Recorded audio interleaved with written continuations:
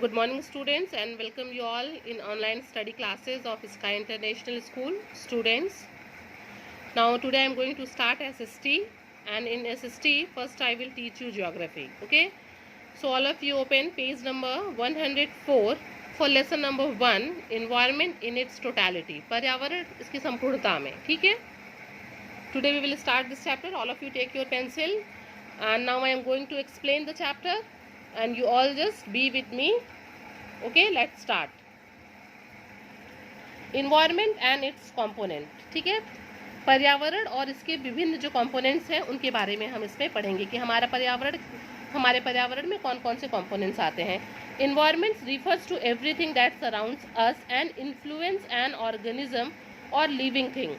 पर्यावरण क्या है? जो हमको चारों तरफ से घेरे हुए है वही हमारा पर्यावरण है. ठीक है, वो हमको और जो हमको प्रभावित करता है, हमें ही नहीं किसी भी ऑर्गेनिज्म को, किसी भी लिविंग थिंग्स को जो प्रभावित करता है वो इसका वो क्या है? वो उसका इन्वायरमेंट है.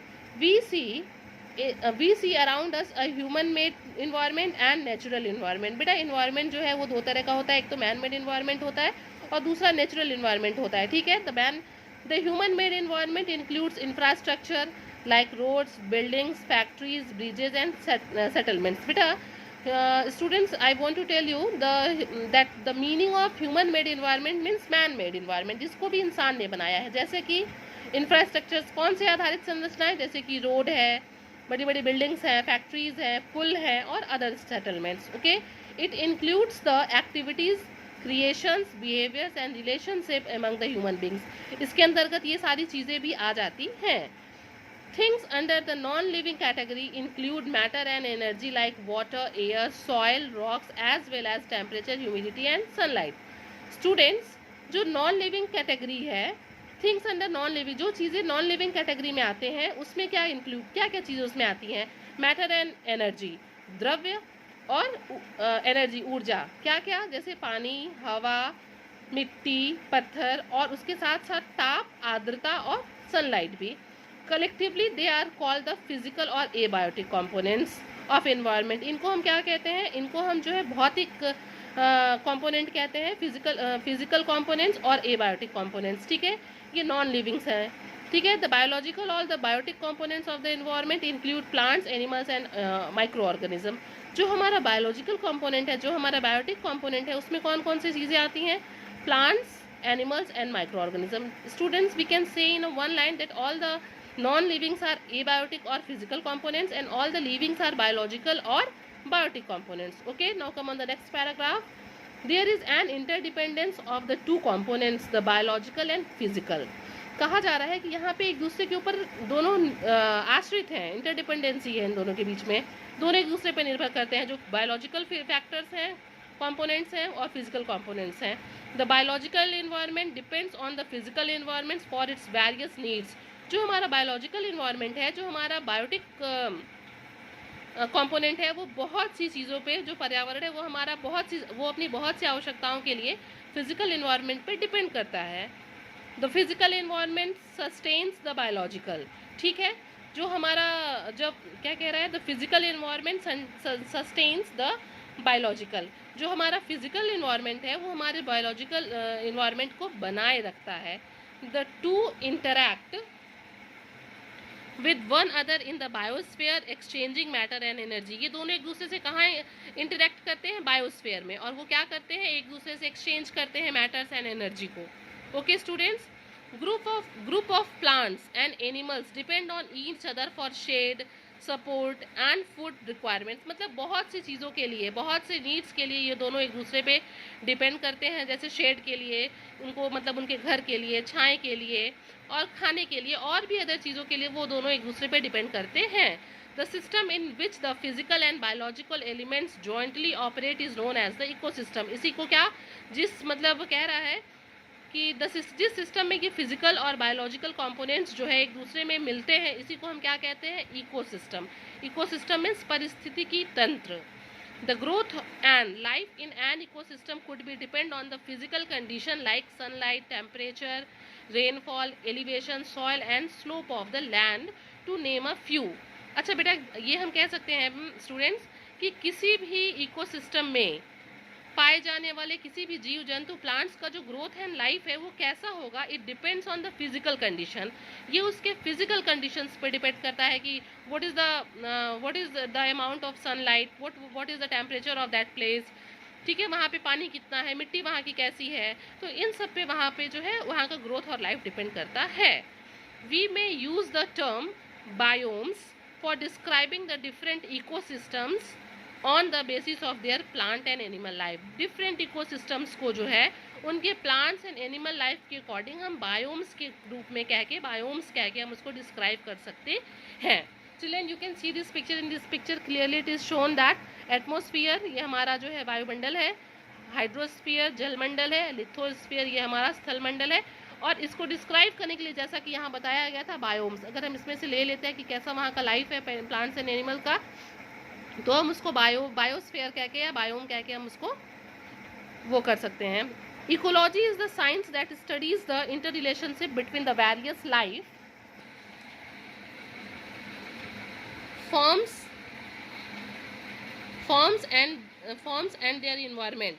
ठीक है, जो इकोलॉजी है वो साइंस का एक शाखा है जिसके अंतर्गत जो है हम इन सभी चीज़ों का क्या करते हैं, अध्ययन करते हैं, स्टडी करते हैं। Each organism is suited to a certain habitat. जो हर अलग अलग तरह का ऑर्गेनिज्म है, प्लांट्स है, एनिमल्स है, ह्यूमन बींग्स है, वो उनका एक सर्टेन हैबिटेट होता है। ठीक है, और immediate environment whose conditions enable it to grow और रिप्रोड्यूस, और वो जो है एक पर्टिकुलर तरह के इन्वायरमेंट में ग्रो करते हैं जो उनके ग्रो करने के लिए और रिप्रोडक्शन के लिए जो उनके लिए सुटेबल होता है। मतलब हर तरह का जो ऑर्गेनिज्म है वो किसी भी तरह के इन्वायरमेंट में नहीं अडेप्ट कर सकता है, पर हर अलग अलग तरह के ऑर्गेनिज्म जो है वो अलग अलग तरह के इन्वायरमेंट में अडेप्ट करते हैं। The type of plants and animals found in regions are determined to a great extent by the physical environment. ये इस बात पे भी निर्भर करता है, अलग अलग तरह के प्लांट्स पौधों का रीज़न भी इस पे डिपेंड करता है कि विस्तार इस बात पे डिपेंड करता है कि वहाँ का फिजिकल इन्वायरमेंट क्या है। अलग अलग तरह ठंडे जगह पे अलग तरह के जानवर और जीव जंतु पाए जाते हैं, जो ट्रॉपिकल एरियाज़ हैं वहाँ पे अलग तरह के एनिमल्स और प्लांट्स पाए जाते हैं, जो मॉडरेट है वहाँ पे different kinds of animals and plants पाए जाते हैं। तो हम कह सकते हैं कि पर्टिकुलर वहाँ के जो फिजिकल कंडीशन है उस पर भी हमारा लाइफ डिपेंड करता है। That is why we find coniferous trees in a cold areas. That is why यही कारण है कि जो कॉनिफेरस ट्री होते हैं, शंकु के आकार के पेड़ होते हैं, वो बहुत ठंडी जगहों पे पाए जाते हैं ताकि बर्फ़ गिरे और हट जाए वहाँ से।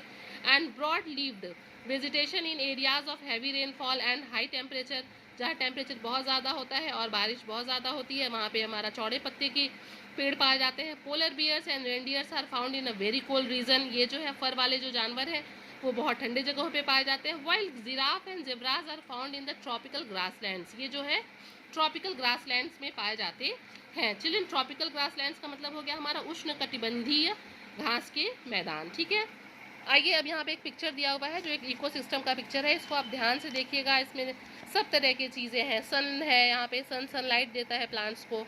प्लांट सनलाइट की हेल्प से क्या करते हैं, फोटोसिंथेसिस प्रोसेस करते हैं। ये इन्वायरमेंट से कार्बन डाइऑक्साइड को ऑब्जॉर्ब करते हैं, O2 को रिलीज़ करते हैं, जो O2 जो है वो प्लांट्स लेता है और रेस्पिरेशन करता है। आप देख सकते हैं कि हमारे इस इकोसिस्टम में बहुत से माइक्रो ऑर्गेनिज्म है, रेप्टाइल्स हैं, डिकम्पोजर्स हैं, मतलब हमारा इकोसिस्टम इन सबसे मिलके बना हुआ है। Now students, come on the next paragraph, the dynamics of our environment। अब हम देखते हैं इसकी बीमाओं को देखते हैं। Dynamism of our environment, the dynamism of our environment. Any change in the physical environment brings about a change in the biological environment। ठीक है, अगर हमारे फिजिकल इन्वायरमेंट, किसी जगह के अगर फिजिकल इन्वायरमेंट में चेंज होता है तो वहाँ के बायोलॉजिकल इन्वायरमेंट अपने आप चेंज हो जाता है, and vice versa. The earth surface and land forms undergo changes continuously. हम जानते हैं कि पृथ्वी की सतह में और लैंड फॉर्म्स में जो है निरंतर जो है चेंजेस होते रहते हैं, कंटिन्यूसली चेंजेस होते रहते हैं। हमको भले वी आर नॉट नोइंग, हम लोग को पता नहीं चलता, बट ये चेंजेस जो है ये लाइफ टाइम प्रोसेस है, ये होता रहता है। The tall Himalayas that begin forming some 60 million years ago rose to their present size about 2 million years ago। जो हिमालय है, जो हमारा जो आज से 60 मिलियन ईयर्स अगो जो है शुरू हुआ था, वो अभी भी धीरे धीरे प्रेजेंट टाइम में भी वो बढ़ रहा है, ग्रो कर रहा है, और अभी वो ऐसे ही बढ़ता ग्रो करता रहेगा। They are still rising and are being worn down continuously by rivers and glaciers. वो निरंतर बढ़ भी रहे हैं लेकिन उनका क्षरण भी होता है। कैसे? जो ग्लेशियर से नदियाँ बहती हैं और जो अदर वेदरिंग का प्रोसेस होता है, जो इन्वायरमेंट के अदर स्ट्रोम से, तूफान से, तेज़ आंधी तूफान से, उससे ये जो है इनका वेदरिंग भी, ये कटते भी रहते हैं, ये राइज भी हो रहे हैं और ये कट भी रहे हैं। Variations in condition in the atmosphere, hydrosphere and lithosphere cause changes in the atmosphere. ये जो वेरिएशन होता है इस कंडीशंस में एटमॉस्फियर, हाइड्रोस्फीयर एंड लिथोस्फीयर में जो वो होता है, वेरिएशंस होता है, इसी के कारण जो है हमारा बायोस्फीयर भी चेंज होता रहता है। Now come on the next heading, humans and environment. मनुष्य, प्राणी और इन्वायरमेंट, पर्यावरण। In the early periods of history, human beings were entirely dependent on their environments. अगर हम प्रारंभ एकदम शुरू की बात करें, अर्ली मैंस की बात करें, तो they were totally dependent on the environment because they were gatherer and hunters. वो क्या करते थे? वो शिकार करते थे, चीज़ों को इकट्ठा करते थे। वो they were not doing anything. वो खेती नहीं करते थे। वो क्या थे? They were gatherer and hunters. That is why they are 100% dependent on the environment. Gradually, as population increased, human activities like cultivation of crops also expanded. जैसे जैसे जनसंख्या बढ़ती गई, उसके कारण जो है लोग कृषि करने लगे, कृषि के साथ साथ जो है और भी अदर क्रॉप्स, फसल उगाने लगे, अदर ह्यूमन एक्टिविटीज़ भी बढ़ने लगी। To meet the increasing needs, forests were cut down radically for firewood, construction, furniture and paper manufacture. बेटा, हम लोगों ने देखा कि जब लोगों की नीड्स बढ़ने लगी तो उनकी नीड्स को पूरा करने के लिए फॉरेस्ट्स को काटा जाने लगा, उनकी मौलिक ज़रूरतों के लिए, जैसे फायरवुड, आग जलाने के लिए लकड़ी, निर्माण के लिए, फर्नीचर के लिए, पेपर मैन्युफैक्चर बनाने के लिए, ये सब के लिए भी जो है पेपर बनाने के लिए लकड़ी का कटाई शुरू हो गया। Lands were clear to set up industries, जो है खेतों को, बड़े बड़े जंगलों को काट के जो है क्या बना दिए गए, वहाँ से पेड़ काट दिए गए ताकि बड़ी बड़ी इंडस्ट्रीज़ बैठाई जाए। An increase in cultivable land to feed the teeming millions and to provide housing. ये क्या होने लगा? बहुत बड़े बड़े जंगलों को काट के खेती किए जाने लगा ताकि क्या हो सके, teeming million and to provide houses, लोगों का पेट भरा जा सके, उनको घर रहने के लिए दिया जा सके, इसलिए बड़े बड़े जंगल की कटाई होने लगी, जंगलों की। The destructions of forest deprived animals of their habitat, इससे क्या हुआ, इससे जो है जंगलों की कटाई से जो जानवर थे उनका घर छिन गया। Humans killed animals in large numbers for food, environment and to make various things from their skin, bones, meat and teeth. जो इंसान था उसने बहुत से जानवरों को मारा, उनका शिकार किया, किस लिए? अपने भोजन के लिए, इंटरटेनमेंट के लिए, अपने मनोरंजन के लिए, उनकी खाल के लिए, हड्डियों के लिए, मीट के लिए और उनकी दांत के लिए, क्योंकि दांतों से और हड्डियों से वो जो है डिफरेंट चीज़ें बनाते थे जो मार्केट में बहुत महंगी बिकती थी। Okay, depletion of resources harm the physical and biological environment. जो डिप्लीशन था, जो रिक्तीकरण था, जो खालीपन होने लगा, उसने जो मनुष्य के जीवन को और उसके फिजिकल एंड बायोलॉजिकल इन्वायरमेंट को बहुत प्रभावित किया।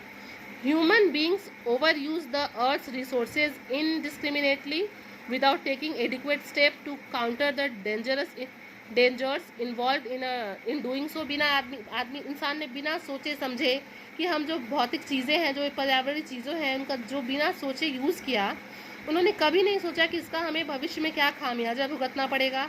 इन addition to the environmental problems caused by humans, natural hazard caused evoke in the physical environment. In addition to the environment problem, इसी के कारण क्या हुआ, जो बहुत ज़्यादा पर्यावरण की समस्याएं शुरू हो गई, ठीक है, जिसका कारण मनुष्य था। Natural hazards cause walk in the physical environment, जो नेचुरल हजार्ड, जो प्राकृतिक खतरा था, वो बढ़ने लगा और प्रकृति का विनाश होने लगा, फिजिकल इन्वायरमेंट का पूरा एकदम विनाश होने लगा। Calamities like earthquake, tsunami, volcanic eruptions, landslides, floods, hurricanes and drought risks and damage both life and property. क्या हुआ, इससे प्राकृतिक आपदाएं आने लगी, जैसे भूकंप आने लगा, सुनामी आने लगी, वॉल्केनो जो ज्वालामुखी थे उनका इरप्शन होने लगा, लैंडस्लाइड्स होने लगा, बाढ़ आने लगा, तूफान आने लगा, और इन सभी चीज़ों से जो है ह्यूमन लाइफ को, उनकी प्रॉपर्टी को नुकसान हुआ। तो children, today I am dropping my video here only. You all are advised to revise the chapter from starting, then only you will understand it. Please once or twice go through the video, and tomorrow I will start the next video from this paragraph only. Till then, you all stay at your home and stay safe. Thank you.